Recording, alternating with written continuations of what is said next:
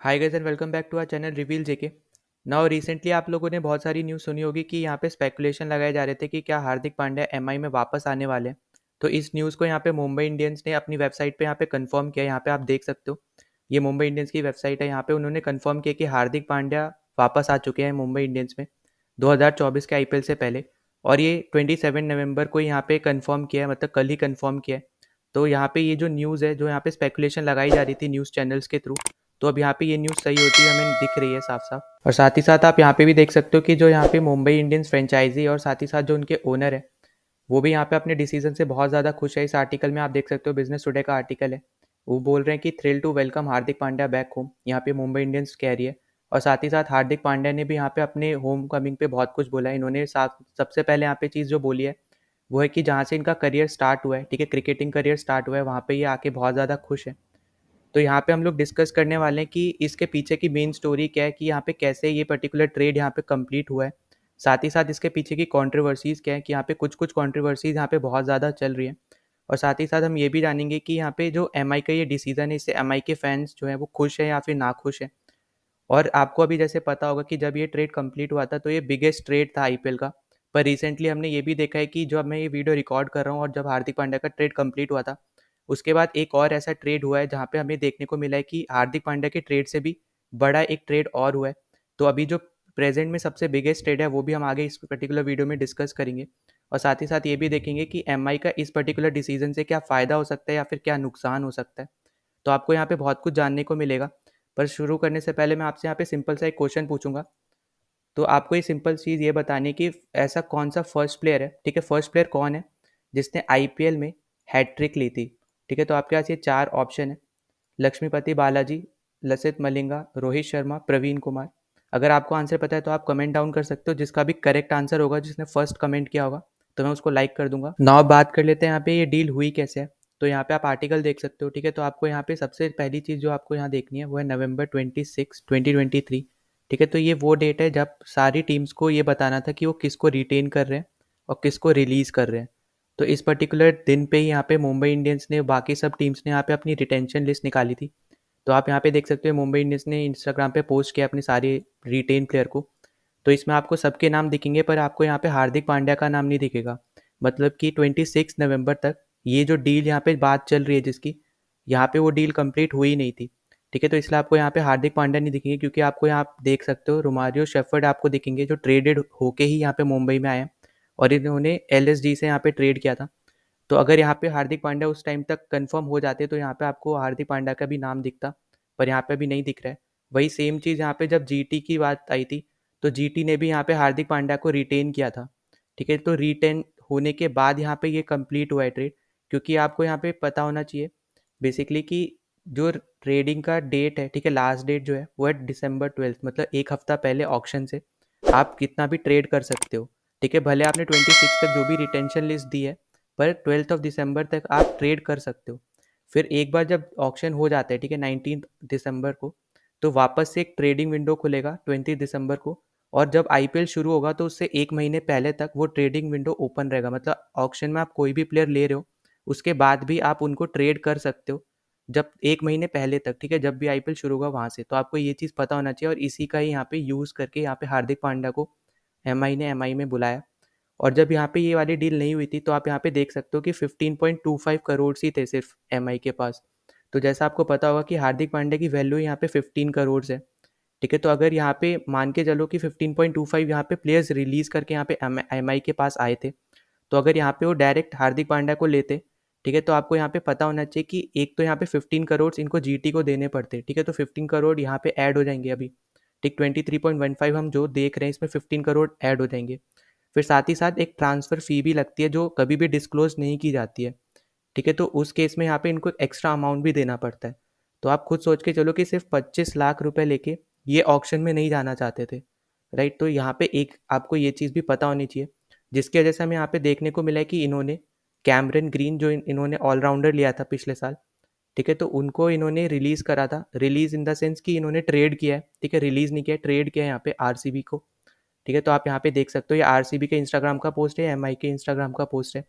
और यहाँ पे कैमरन ग्रीन को आरसीबी ने ट्रेड किया है अगर आप ये खुद सोच के चल सकते हो, अगर मान लो आरसीबी यहाँ पे ये ट्रेड नहीं करती, ठीक है, अगर यहाँ पे कैमरन ग्रीन को वो ट्रेड नहीं करते, तो फिर यहाँ पे जो एमआई हार्दिक पांड्या को लेना चाह रही थी ना, वो यहाँ पे डील कंफर्म नहीं होती। ठीक है, मतलब कि सिंपल सिंपल वर्ड्स में मैं ये बोलना चाह रहा हूँ कि अगर कैमरन ग्रीन का ट्रेड नहीं होता, तो यहाँ पे हार्दिक पांड्या का ट्रेड भी नहीं होना था। ठीक है, क्योंकि एमआई के पास इतने पैसे ही नहीं थे कि वो यहाँ पे हार्दिक पांड्या को लेके फिर ऑक्शन में जाके और प्लेयर्स ले सकते हैं। क्योंकि आप अगर इनकी रिटेंशन लिस्ट देखोगे तो यहाँ पे बॉलर्स, आपको यहाँ पे बॉलिंग लाइनअप बहुत वीक दिखेगी। इनकी बैटिंग लाइनअप बहुत स्ट्रांग है, ठीक है, कोई डाउट नहीं है इस चीज़ में। पर बॉलिंग लाइनअप इतनी ज़्यादा स्ट्रांग नहीं है जो पहले हुआ करती थी। तो इसलिए इनको अमाउंट भी चाहिए था जिससे ऑक्शन में जाके प्लेयर भी परचेज कर पाए, इसलिए इन्होंने यहाँ पे कैमरन ग्रीन को ट्रेड ऑफ किया। ठीक है, और यहाँ पे उसके बाद ट्रेड होने के बाद आप यहाँ पे अगर इनका अमाउंट देखोगे तो अब ये 17.75 करोड़ हो गया। वहीं जीटी का 38.15 करोड़ हो गया। और आरसीबी का, क्योंकि यहाँ पे पहले आप देखोगे तो यहाँ 40.75 था, पर यहाँ पे 17.5 की कैमरन ग्रीन है। ठीक है, तो उनको फिर यहाँ पे मुंबई को देना पड़ा 17.5, जिसकी वजह से आप यहाँ पे देख पा रहे हो 17.75 यहाँ पे एमआई के पास है और 23.25 यहाँ पे आरसीबी के पास है। पर आप यहाँ पे एक चीज़ खुद सोचो, अगर मान के चलो कैमरन ग्रीन को यहाँ पे एमआई रिलीज कर देता, ठीक है, तो आप खुद सोचो कि क्या कैमरन ग्रीन 17.5 करोड़ में जाते? ऑब्वियस सी बातें नहीं जाते। ठीक है, इतना महंगा नहीं जाता कोई प्लेयर। तो भले कोई दूसरे प्लेयर जाते, हार्दिक पांड्या अगर रिलीज हो जाते वो भले चले जाते, पर कैमरन ग्रीन नहीं जा पाते। ठीक है, क्योंकि रिसेंट वर्ल्ड कप में भी हमने देखा उनकी परफॉर्मेंस इतनी ज़्यादा अच्छी नहीं रही है। भले उन्होंने पिछले सीजन आईपीएल में बहुत अच्छा परफॉर्म किया था, नो डाउट, पर रीसेंट फॉर्म उनकी इतनी ज़्यादा अच्छी नहीं रही है। तो 17.5 करोड़ डायरेक्ट कैमरन ग्रीन को देना, जो यहाँ पे आरसीबी का, आप ऐसे समझ सकते हो कि नुकसान ही हो रहा है। यहाँ पे जो सबसे ज़्यादा फायदा हुआ है वो एमआई को ही हुआ है। एक तो उनको एक तरफ से पैसे भी मिल गए, एक तरफ से अपना पुराना प्लेयर भी मिल गया। ठीक है, पर जीटी को अगर आप जीटी की तरफ से देखोगे तो उनको फाइनेंशियली बहुत प्रॉफिट हुआ है। पर अगर आप वहाँ पे कैप्टनसी वाइज देखोगे ना, तो वहाँ हार्दिक पांड्या को उन्होंने कैप्टन, आप एक बोल सकते हो कैप्टन उन्होंने खो दिया है, जिसने एक बार उनको ट्रॉफी जिताई थी और एक बार फाइनल तक लेके आया था। मतलब आप सोच लो, रनर अप तक बन गया था।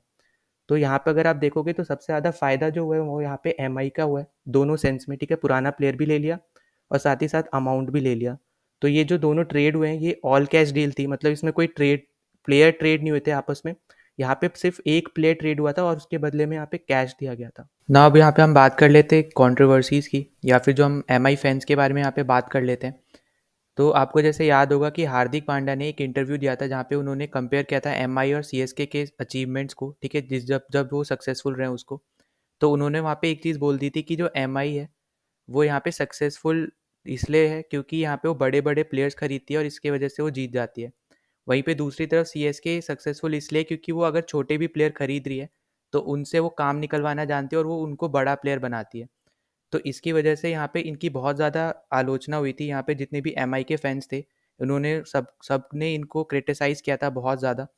ठीक है, तो उसके बाद हमें यहाँ पे देखने को मिला था, उसके बाद सेकंड में यहाँ पे हमें उसके बाद देखने को मिला कि रोहित शर्मा ने भी उसके बाद इंटरव्यू में साफ साफ बोला था कि मुंबई इंडियंस प्लेयर बनाती है। ठीक है, और इनको ये इसलिए भी बोलना पड़ा था, आप खुद सोच सकते हो कि ये एक टाइप से फ्रेंचाइज के ऊपर ये डाल रहे थे कि ये बड़े बड़े प्लेयर खरीदती है और इससे ना एमआई फ्रेंचाइजी जो है वो इनका नाम खराब हो रहा था। ठीक है, तो इसलिए जो कैप्टन है, ठीक है, इस केस में रोहित शर्मा, तो उनको ये सामने आके बोलना ही पड़ा था कि एमआई यहाँ पे बड़े प्लेयर्स नहीं खरीदती है, बड़े प्लेयर्स अगर खरीद भी रही है तो छोटे प्लेयर्स बना भी रही है। और इन्होंने एक एक करके सारे प्लेयर्स के नाम भी गिनाए थे, उसमें हार्दिक पांड्या का नाम भी शामिल था। और हम सब भी खुद भी जानते कि उसमें हार्दिक पांड्या नाम होना भी चाहिए। ठीक है, भले ही शायद उसके साथ साथ कृणाल पांड्या है, बुमराह है, ईशान किशन है, पर यहाँ पे जो मेन छोटे प्लेयर्स लेके उनमें आप बोल सकते हो बड़े प्लेयर्स भी यहाँ पे बनाती है। जैसे रिसेंटली आपने पिछले साल भी देखा होगा कि तिलक वर्मा, नेहाल वडेरा, ठीक है, या फिर आकाश मडवाल, ये भी है जो बहुत ज़्यादा अभी अचीवमेंट्स हासिल कर रहे हैं। तो इसकी वजह से भी यहाँ पे बहुत ज़्यादा क्रिटिसिज्म यहाँ पे हार्दिक पांड्या को यहाँ पे झेलना पड़ा था। और इसके बाद अगर हम आगे बात करते हैं तो आपको पता है कि आकाश चोपड़ा, ठीक है, यहाँ पे फॉर्मर क्रिकेट प्लेयर है, तो इन्होंने भी यहाँ पे ये बोला था कि जो इन्होंने कैप्टेंसी की वजह से यहाँ पे मुंबई इंडियंस छोड़ी थी, ठीक है, पर अब यहाँ पे क्योंकि अब ये वापस आ रहे हैं तो ये इनके सीवी के लिए अच्छा नहीं है। मतलब इनके, आप बोल लो स्पोर्ट्स करियर के लिए ये चीज़ सही नहीं है कि आप एक टीम को छोड़ रहे हो क्योंकि उन्होंने आपको कैप्टेंसी नहीं दी थी और फिर कुछ ही टाइम के बाद आप वही सेम टीम ज्वाइन कर लो। तो यहाँ पे ये भी चीज़ हमें यहाँ पे देखने को मिली है। और साथ ही साथ हमें ये भी देखने को मिला है कि लोग अभी ये डिस्कस कर रहे हैं कि हार्दिक पांड्या को एमआई ने इसलिए लिया है क्योंकि नेक्स्ट सीज़न से यहाँ पे हार्दिक पांड्या एमआई के कैप्टन बनने वाले हैं। और हमने ये चीज़ यहाँ पे देखी कि बहुत सारे फॉर्मर क्रिकेट प्लेयर्स यहाँ पे यही चीज़ सेम बोल रहे हैं कि रोहित शर्मा स्मूथ ट्रांजिशन करेंगे यहाँ पे कैप्टनसी का और वो हार्दिक पांड्या को कैप्टन बनाएंगे। आप यहाँ पे देख सकते हो कि यहाँ पे जो क्रिस श्रीकांत है, ठीक है, 1983 के यहाँ पे ये वर्ल्ड कप विनर है, तो इन्होंने भी यहाँ पे सेम चीज़ बोली है। फिर साथ ही साथ यहाँ पे एबी डिविलियर्स ने भी यही चीज़ बोली है कि हार्दिक पांड्या, उनके हिसाब से उन्हें लगता है कि हार्दिक पांड्या यहाँ पे मुंबई इंडियंस को लीड करेंगे आईपीएल 2024 में। और इसी के बीच में हमें ये भी देखने को मिला है कि गुजरात टाइटंस, आई थिंक इनको पहले से पता था कि ये कुछ होने वाला है, और इन्होंने जैसे ये डिसीजन लिया उसी के तुरंत बाद इन्होंने शुभमन गिल को यहाँ पे कैप्टन बना दिया गुजरात टाइटंस का।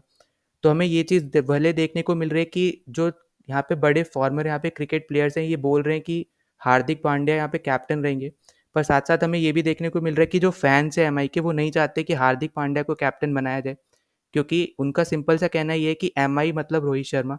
और एमआई के लिए रोहित शर्मा ने जो किया है यहाँ पे, जो 5 आईपीएल ट्रॉफीज जिताई हैं, उनकी वजह से जो फैंस हैं वो यही चाहते हैं कि जब तक रोहित शर्मा खेल रहे हैं तब तक उनको ही कैप्टन बनाया जाए। तो अभी जो मुझे ऐसा लगता है कि अभी कुछ टाइम के लिए रोहित शर्मा ही कैप्टन रहेंगे, 1-2 साल के लिए, पर उसके बाद फॉर श्योर यहाँ पे हार्दिक पांड्या को कैप्टनसी की वजह से यहाँ पे मुंबई इंडियंस ने लिया है, क्योंकि इनके पास एक्सपीरियंस भी है कि उन्होंने टूर्नामेंट भी जीता है, साथ ही साथ अभी ये इंडिया के कैप्टन भी है T20 के। ना वापस आते हैं अपने क्वेश्चन की तरफ, तो मैंने आपसे पूछा था कि आईपीएल में हैट्रिक लेने वाला फर्स्ट प्लेयर कौन था, तो इसका करेक्ट आंसर है लक्ष्मीपति बालाजी। और यहाँ पे आप देख सकते हो लक्ष्मीपति बालाजी यहाँ पे उस टाइम सीएसके से थे, ठीक है, 2008 की बात है, फर्स्ट सीजन में यहाँ पे हैट्रिक उन्हें मिला था। तो वो मैच था हमारा सीएसके और किंग्स 11 के खिलाफ, चेन्नई वेन्यू था। और जो आउट हुए थे उसमें इरफान पठान, पीयूष चावला, और जो लास्ट प्लेयर है विक्रम राजवीर सिंह, ठीक है। तो ये तीनों जो थे, ये तीनों हैट्रिक के यहाँ पे शिकार हुए थे यहाँ पे लक्ष्मीपति बालाजी के, तो यहाँ पे फर्स्ट हैट्रिक लेने वाले यही थे। और एंड में मैं एक और चीज़ बोलना चाहता हूँ, अगर आपने अभी तक हमारे टेलीग्राम चैनल को ज्वाइन नहीं किया है तो प्लीज़ ज्वाइन आवर चैनल, ठीक है, उसका लिंक आपको यहाँ पे डिस्क्रिप्शन में मिल जाएगा इस वीडियो के। और साथ ही साथ अगर आपने अभी तक चैनल को सब्सक्राइब नहीं किया है तो प्लीज़ सब्सक्राइब कर देना, ठीक है, जितना ज़्यादा हो सकता है उतना ज़्यादा शेयर कर देना ताकि दूसरों तक पहुँच सके। तो चलो मिलते हैं नेक्स्ट वीडियो में, टिल देन बाय।